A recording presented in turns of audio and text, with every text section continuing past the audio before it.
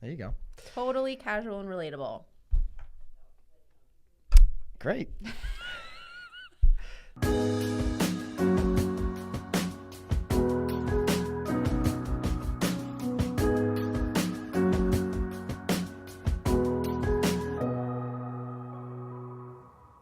This is Byron Lazine and Nicole White, and you are tuned into episode 20 of The Real Word. 20. Yeah, we're getting there. It's like our weekly reminder that another week has gone by. Yeah. Holy shit. Kind of zipping right through it. Seriously, 20 weeks at this, dude. I know. 20 weeks. But only a couple weeks with the new wrinkle.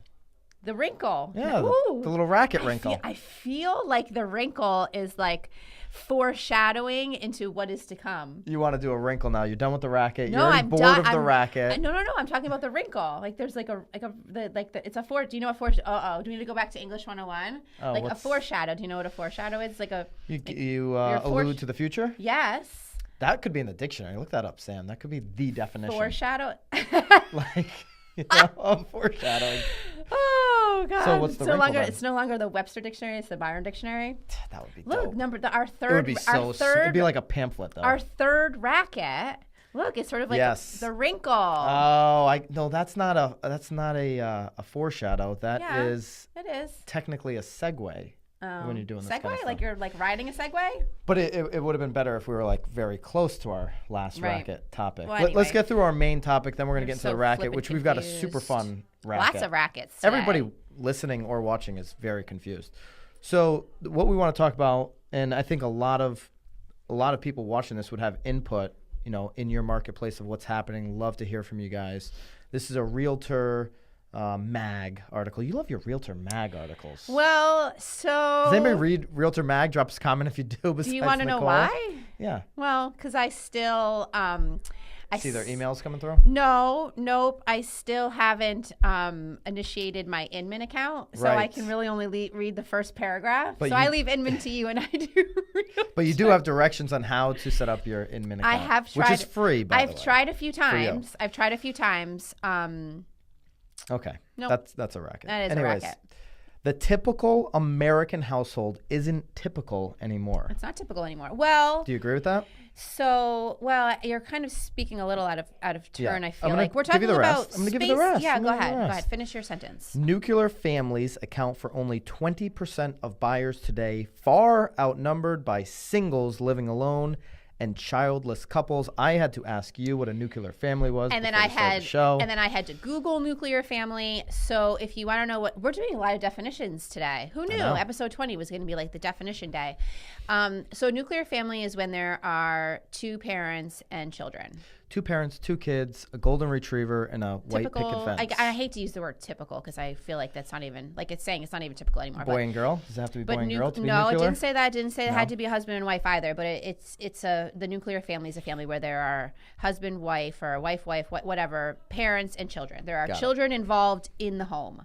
Okay. But they're saying that that's only now 20% of what's happening right now. On the buyers. And, I mean, I feel like that's pretty accurate. Yeah. When you look at the buyers that we're dealing with on a really micro scale, I think that super micro. I think that is pretty much the norm. That maybe 1 out of 5 buyers we work with, it has kids involved and a married couple and the whole thing. Because think about it, a lot of people are divorced.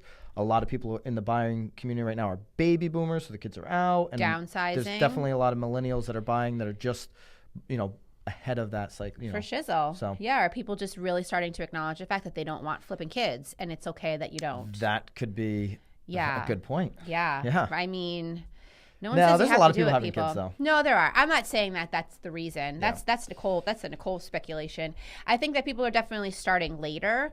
But what I'll say though, what I'm calling bull on this is that people don't want the typical family arranged layouts in their home. I don't know. We're still seeing even baby boomers that have no kids. It's a couple, and they're like, "Oh my lord, can I get a third bedroom? We need 3 bedrooms." I'm like, do? "Why?" They're like, "Because our grandkids." I'm like, "Your grandkids? Your kids live like right next door." door. Can't they just go back to their bed? Like, why are they sleeping in your bed? Grandma, Grandpa, I got news for you. Your grandkids like you all of 2 or 3 days a year. They might visit you one time, so you're getting a third bedroom for the one time. Put them on the couch for that one day.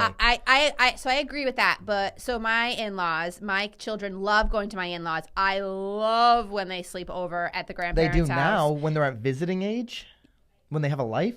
Oh, okay. You know what I mean? But a lot. So the people that we're speaking with though are their children are just in college, and their next purchase is sort of their final move. So they are thinking about. They don't even have grandkids yet, and they're planning for grandkids. That is my point. There's definitely that, but then there's also a lot of grandparents. I know we're not everybody. A lot of grandparents that are buying and planning for this third bedroom for when they can visit. Yeah. Are really forgetting how they were when they were 25, 35, right. when they were a grandchild to somebody, and how much they didn't want to spend time with their grandparents. There is a little bit of time, though, there that there or life just takes over and they don't spend time. Right. But in all honesty, my kids sleep over my in-laws or even my mom's house, and they all have enough bedrooms for all of my children, but they are doing blow-up mattresses in the living room, like a big sleepover, like... I think they're not even in the flipping room. When you get into city lifestyle, and a lot of these articles always tend to talk about cities and people's lifestyles there, then I think you do. I think having movable walls and space that's really functional for multi-uses because you have smaller square footage. Well, right. And in all honesty, though, I think that that's true for anything. And I think that's why a lot of people are moving from those like big McMansions into even 2,000 square feet. In 15, 20 years, people are going to shift back to the McMansions. You think? 100%. Wow, you've heard it here, folks, on episode 20. Well, I said it on another episode. Really? Why do you think they're going to go back? Because we're going to have so much technology. We're going to have so much. Like, you're going to be able to print T-shirts at your house. You're going to be able to do everything from home. So, it's interesting. And people are going to want these bigger houses because they're never going to want to leave. So, did you actually read this entire article? I do believe in this article it does talk about the fact that spaces are shifting. Of course I read this entire article. The article is called Major Shifts in Interior Space Preferences. And part of that in this article does talk about the shift to working from home. Yeah. And so it's not just about kids, no kids. It's about living, working at home. There's actually a complex in the town that Byron and I live in. And right now, the gentleman is having a really hard time. And from what I understand, I'm not the listing agent, in selling the concept, because he's selling these condos, and it's actually legitimately like he built them to be set up for there to be like a conference room like within these condos. And I was speaking actually to the listing agent maybe a week or two ago, and he was having a really hard time selling people on that feature. I am not surprised at all, because I believe that this builder is pretty much building maybe on the wrong coast. He should be building those on a different coast, because I just don't think the East Coast is, or maybe I should just say Connecticut is specifically where we are in the Connecticut shoreline. I think it's probably going to be a brilliant idea in 15 years, but he'll probably be long into bankruptcy at that point, because they're just sort of sitting there. But I'm just speculating here. But no, I mean speculation. So, but again, the article is actually talking about, so it's not just about living spaces in terms of like open floor plans and more family space or non-family space or whatever, but it is talking about actually living and working in the same environment. I do agree that anybody that's developing or building out new construction really needs to think about functional space, in the sense that how much square footage in your personal home, Nicole, do you not even use probably? Well, you guys have a big thing going on there with all the kids. Well, I have a lot of kids, but we don't actually have a big home. So I've got 3 kids, right? Yeah. So that's a bad example. Maybe there's 5 of us, and I only have 2,200 square feet. Yeah. I'm using every lick of that 2,200 square feet, simply because. But I don't have like a master. I guess we're using all of our space. I don't have a master bathroom. Yeah. So like I really don't, and I live in an 1875 home. It's like my bedroom is like 10 by 12. Like there's really like I have to brush my teeth with my kids. Like I think people that have like the larger homes have like sitting areas in their masters that never get used. Big flipping waste, right. Unless like I don't know. I need a quiet space. Yeah, for my mornings. Like that's the one thing I don't have. Don't ever really come need. to the White House. The White House is never quiet. It's not a quiet house. Not at all. So, all right, let's move on to the rackets. You ready for the rackets? That was our thing. Curious what you guys are finding though with your buyers. Are we way behind, or are you finding that? Because I'd love to know what's coming. What are more people looking for in terms of their layout? What's functional to you? What are you guys seeing? Drop us a comment, and we're moving to the Racket.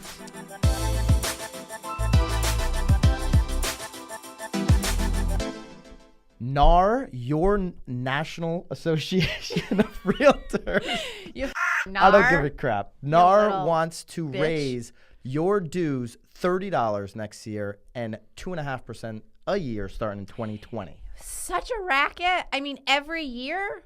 Every year. I mean, I could afford $30, and if you can't afford $30, that's going to put $35.5 anyway. million. Or wait, there's a jump in spending $35.5 million for next year. So that's the crazy thing too, because I think the biggest racket is. Do you want to tell them exactly what this money is going to be going towards? No, the $17 million going towards the political. What are they called? The lobbyists. Advocacy. The advocacy. Yeah. The lobbyists, whatever you want to call them. I like that money. Money well spent. Yeah. Protects our game. Do you even know what they're lobbying for?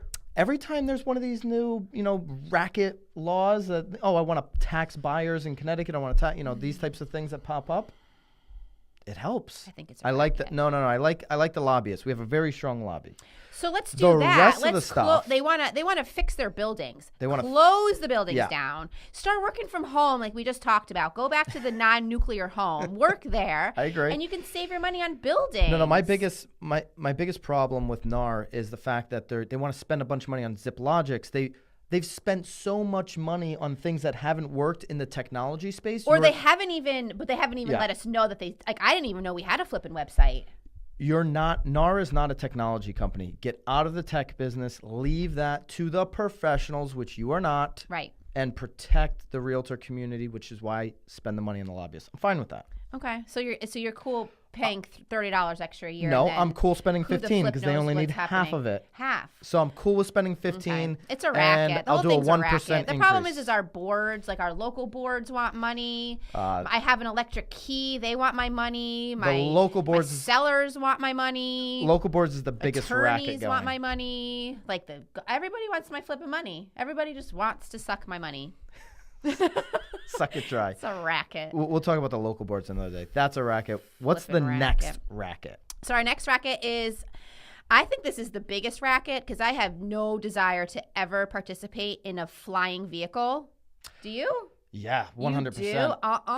Nope. No, this is a Wall Street Journal article. This is legit. This is not a racket. I think it's a total racket. Dude, look at the picture. The picture Sam, is you gotta a racket. pop that picture up if you're watching on YouTube. Who has a sky that's painted pink? I mean, the whole thing's a flipping racket. Developer Dan Codsey is preparing for the arrival of flying cars in Miami. Is that what you're going to do? Like, you're going to be on your rooftop? Like, come on here. Yes, absolutely. While the others are down there having cocktails? Like, I'm confused. It sounds like it'll be noisy and, there'll be a lot of, air. What could be a racket is the fact that this is going to be ready in 10 to 15 years. I don't want to I'm ready for the Jetsons. I just don't think. The Jetsons, ugh. Yeah, I just don't think that the world is ready in 10 years. I like grass. I like hanging out down here. I do like green grass. I want to be down here on Earth.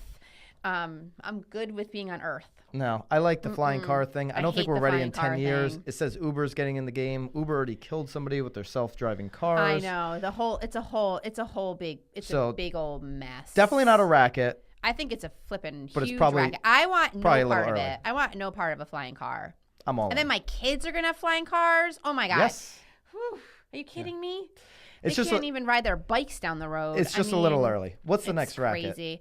The next racket is about bed sheets. Should we talk about Jesse Lynn? Lynn? Give her the line. Give him the line. People say millennials killed chain restaurants, marriage, and napkins. But when will they acknowledge our greatest takedown yet? How are millennials killing napkins? The top sheet. I love napkins. Well, maybe. When I go to a restaurant and I get a takeout, I take the whole stack of napkins with me. Wait, so you're talking about paper napkins. Maybe they're talking about fabric napkins. Although there's this one restaurant that asks me if I want a white napkin or a black napkin. Awesome. Oh, wait, you're Nicole White.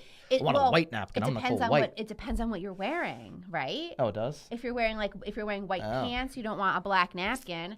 And they also come with a chilled fork over there, too. But anyway, we really want to talk about the bed sheets, right? We're totally talking about the top sheet.